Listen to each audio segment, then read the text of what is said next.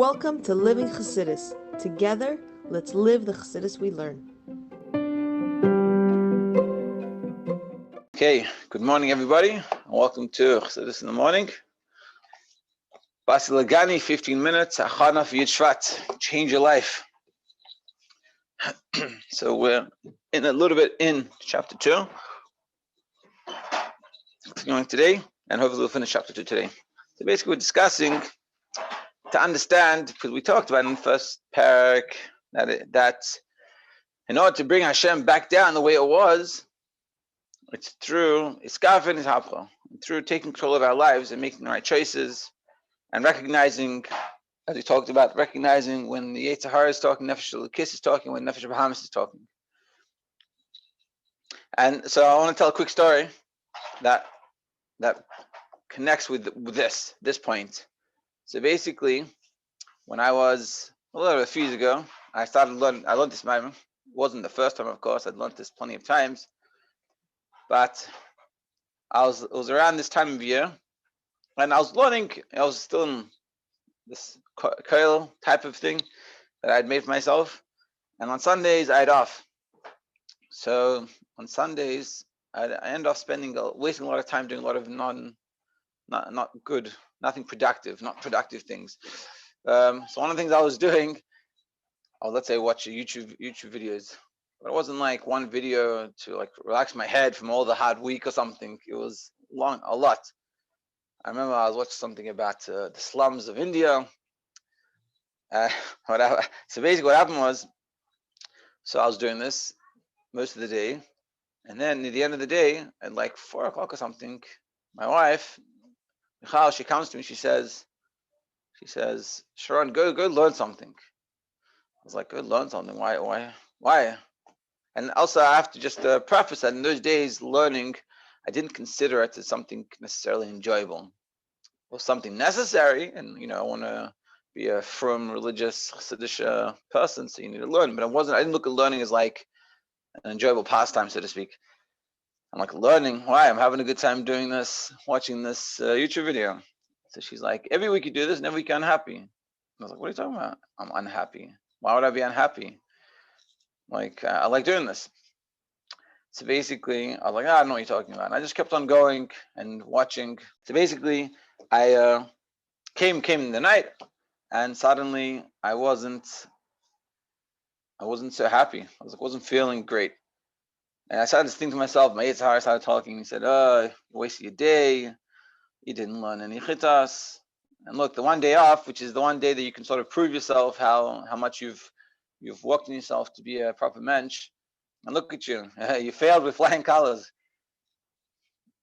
And so that happened, whatever. Then I went Monday, went back to learning, and the next Sunday came, and sort of the same thing happened. 4 o'clock happened. She said, every week you do this. Come on, like learn. And I was like, yeah. And I was like, I remember that actually. Like at the end of the day, I wasn't feeling great. I wasn't so happy and didn't feel so enjoyable. And that was weird. So I was sitting there watching some YouTube videos, and I'm like, it feels good. Like I'm enjoying this. But I remember at the end of the day, I didn't feel so good. I'm like, maybe I should go learn something. It was like 8 o'clock, and I pulled out the Sichos, like Aleph, I think it was, and I said, let me learn something. And I learned, and I felt good. It was like, this is so interesting. It feels weird. And then I was like thinking about it. So I thought, like, this is weird. Like I was learning, and I had like this good feeling to it. That you have to remember, I wasn't learning because I enjoyed learning. I learned because learning was an important thing, and I wanted to be a religious person. So you need to learn, but it wasn't synonymous with enjoyment. So it was weird that I was enjoying it. And then I realized, I'm like, 1 second, I think that's my Nefesh Habahemis that's telling me to go watch those videos. And I think when I learned, my Nefesh was happy, like it felt good for him. And I was like, whoa, that's my Nefesh Habahemis, that's my Nefesh. And that was the first time. It was probably around 7 years ago, around the time Leivik was born, that this happened. And like it felt really interesting. And from then on, so then I started, I'm like, and at the time I was learning this moment, I was like, 1 second, Let me understand. Let me go back and learn the Maimon. When we talk about Nefesh Habahemis, so I know what to think about. It's because we see the word Nefesh Habahemis. Yeah, the Nefesh Habahemis, the bad side, the not good side, and we need to work on it. But we don't have a tangible example for ourselves in our personal lives, and that's what I did. So with that preface, everyone should go, and I've talked about this a few times, should figure out when the Nefesh Habahemis is talking, recognize it, and we recognize when the Nefesh Lekis is talking, or when it feels like Nefesh Lekis. And don't use examples from someone else, but from yourself. And we're going to continue learning inside, and then you can look inside for yourself and see how that works. Okay, so I think we're on the bottom of page 10. So we discussed that everyone has different types of Nefesh Habahemis. There's more of a tame Nefesh Habahemis, it was a wild one, things like this, and they need to be worked on. And the Medrash Rabbah cites in the Yalkut, like this fire. So what happens in the base of Mikdash? There was a fire that came down to consume the animal that was brought in the Mizbeach. So Medrash Rabbah explains the fire that came down was like the fire from heaven. Like this fire from heaven. It does not consume water, nor is it quenched by water. Similarly, the fiery love of God in the divine soul of a Jew cannot be quenched. So just like this fire, just like a fire, this is it wasn't talking about the fire that came down. That was before. That was the fire of a lion. That was the 2 paragraphs before. He's talking about the fire, but this is a special fire that's coming from Shemayim, and it doesn't consume water, which it normally does, and it's not but the water doesn't put it out. Similarly, the fiery love of God in the divine soul of a Jew cannot be quenched. So the love that we have for Hashem cannot be quenched, not be like satiated. This is alluded to in the next verse in the Shashirim. What does it say? That the many waters won't be able to extinguish the love that a Jew has for godliness, and the rivers won't be able to wash it away. Now, this is a reference to turbulent waters, which are the waters of making a parnasa. This is what the waters you have of life, trying to survive, trying to make money, and trying to do all the things we need to do to live. And other confusing disturbances that distract the person from the divine service, and different things that distract us from being able to serve Hashem and do Torah mitzvahs. It could be, different thoughts, like negative thoughts on ourselves. I'm not good enough, let's say, chas v'shalom, we think, that no one's going to marry me, something chas v'shalom like this, and it's like, it's not worth it, or I'm not good enough, I did some avera, whatever it is that pulls you down from being able to serve Hashem. So he's saying that can never extinguish the love that we have for a yid. Yeah, the destructive person of divine service and the starting of Torah and the observance of mitzvahs. Despite all these disturbances, rivers cannot drown this fiery love of God, for it resembles heavenly fire that nothing can extinguish. Because the love that we have for Hashem deep inside of us, which is also these last few days talking about Tanya, this innate love that we have cannot be extinguished. Just as the physical offering was consumed by the divine fire on the altar, similarly in the person's sphere, the offering which is each individual's animal soul has to be consumed by his personal divine fire. In this way, the animal soul too will be taught to develop a love for God. So too, we have to, when we bring up our carbon, which is our Nefesh Habahemis, you have to bring up, what do you do with the carbon? You have to put it on the fire. What's the fire? It's the fiery passion that the Nefesh Lekis has. So the Nefesh Lekis has to take that fire and give it to Nefesh Habahemis. Meaning it could be that when we're davening, we're lucky enough that we have a good davening, or there's something we have in our lives that we enjoy and it's good. And it could be that that's devoid of the Nefesh Habahemis. And Nefesh Lekis likes it and does it and it's good, but then you go back and Nefesh Habahemis is as strong as it always was. But what we're really supposed to do is to get the Nefesh Habahemis to be involved within it.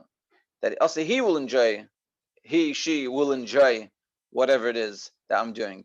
The godly things. Meaning, and think about it, the Nefesh Habahemis doesn't care for a lekus. So you have to do it in a way that he understands, that he appreciates, she. And this way, the animal soul too will be taught to develop a love for God, which will cause it to have a love for Hashem. This is hinted at in the wordings of the phrase of Shema, what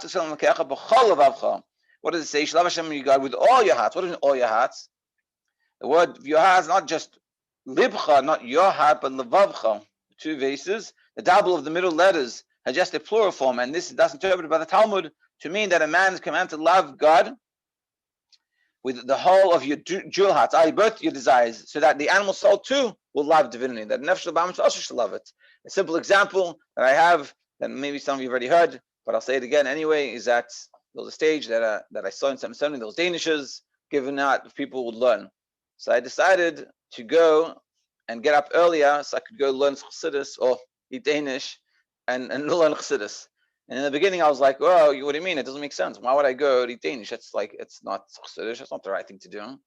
But I realized that it's not, that thought was not a right thought, because if the Danish is going to get me to come and learn Chassidus every day, so because to hate eat as many Danish as it takes you to learn Chassidus, and in the end, I still learn Chassidus today. And that was a few years ago. Wow, that was like about 4.5 years ago. I'm still learning Chassidus since then, and I've learned a lot since. I learned Tanya 4 times because of that. So the point is, you're getting the Nefesh Habahemis involved, and so that therefore it's very easy to get up. But the Nefesh Habahemis wants to get up. The challenge in life is when we have duality. The Nefesh Elokis, and that's where we live our lives. That's sort of the challenge. The Nefesh Elokis wants one thing, and Nefesh Habahemis wants a totally different thing. And so then you're struggling to who's going to take control. Whereas here we're saying get the Nefesh Habahemis involved, and not just that. What happens? Because after a year, I stopped eating the Danishes, but I still kept on learning Chassidus. And the meaning, you get to the point where you explain Nefesh Habahemis that this is worth it for him, he or she, to go do these things. Not just for the Danish, but the Danish starts. It works that way. This comes about through the enclothement of the divine soul within the animal soul. For initially, the animal soul has no knowledge of divinity nor any sensitivity for it whatsoever. Nevertheless, when the divine soul, which is enclosed in it, meditates on spiritual concepts in a manner in which animal soul can also comprehend, and this is such an important point. When you think Chassidus, when you think an idea of Chassidus, you learn to Maimon, you have to be able to explain it to your animal soul. How does it make sense for your animal soul? The animal soul doesn't really care so much, and you have to teach him to care. And to be understood, the Nefesh Habahemis is not evil. He's just selfish. He doesn't care about the things that Nefesh Elokis cares about. Chassidus explains that the Yetzer Hara doesn't want the benefit for you. Nefesh Habahemis doesn't want your life to be miserable. He just wants what he wants, and he has no, like he's saying here, he has no concept, no musig of Elikus. Godliness doesn't see that. He sees a physical world. He sees making money, eating good food, and having a good time. You have to explain to him how you can do those things, or how really the best thing for you, meaning the Nefesh Habahemis, is to come and learn, is to come and daven, is to be nice to people, to be nice to ourselves, and to speak nice to ourselves, and eat healthy, and go to bed on time, and wake up on time, and learn every day, and then do obviously Yisrael, and do Miftzayim, do Tzedakah, and things like this. We have to explain to our Nefesh Habahemis, but again, like you said in the beginning, we have to recognize the Nefesh Habahemis. If we don't recognize, we can't talk to. You can't talk to an imaginary person, and you have to realize who the Nefesh Habahemis is talking within you. And when you know that, then you can start having that conversation. What happens? The animal soul draws near to them. As explained also, the pervasive impression is thereby made upon it that divinity is comprehensible. So you explain to Nefesh Habahemis, he understands. It's like, oh, okay, that's interesting. That's a good idea. I do want to have a good life. I want to have a good life. You're telling me if I eat junk food, it's going to destroy my life, make it very unhealthy. That's not a good idea. So I should eat healthy. You're telling me that my makeup is that I'm meant to be learning Torah, and learning Torah is the mission what Hashem gave me. Interesting. I didn't know that. Okay, fine. What do we need to do? And this is the discussion you have in Nefesh Habahemis. This continues to the point that the animal soul is transformed from its bestiality. It is elevated and consumed by a fiery call of the divine soul's yearning for God. And this comes, and Nefesh Habahemis starts to start, oh, wow, okay, I get it. And he starts to understand this. But it's more than that, as he's going to explain. Just as the animal offering on the base of Mikdash was consumed by the fire of the altar, this is the sublimation spoken of in the verse, there are many harvests in the strength of an ox. Meaning like this. When you have your Nefesh Elokis, it's so to speak like a person. Person is not that strong. So how many times can we plow a field? Maybe once we'll plot, so we better do that more than once. An animal, an ox is a goring ox. We talk about an ox as a wild thing, it's an issue. But the ox can plow the field day in, day out. He's strong, as they say, strong as an ox. Now we have to understand our Nefesh Habahemis is an ox. And we have to, and when we get the Nefesh Habahemis involved, so then we could go day in and day out. Meaning, if you have just Nefesh Elokis wanting to come along Chassidus, but Nefesh Habahemis doesn't want to come along Chassidus, it's not going to last very long. Whatever you want to do, the ultimate challenge, the ultimate goal is to explain to your Nefesh Habahemis to do that's beneficial for it, and that's how you do it. You can start off by bribing it, so to speak. It doesn't have to be just with the food. You can bribe by explaining to it that it's just it's better for it, and it'll enjoy it. But and then ultimately get to deeper levels of it. But that's the goal, is to recognize Nefesh Habahemis, recognize when he's talking, recognize how I need to explain to him in a way that he can understand what needs to be done. In the Beis HaMikdash, one of the purposes of the offering was the refinement of the world. One of the reasons why we brought the Karbanos was to refine the world. We said in the beginning that when you brought carbon, that carbon refined all animals in the world.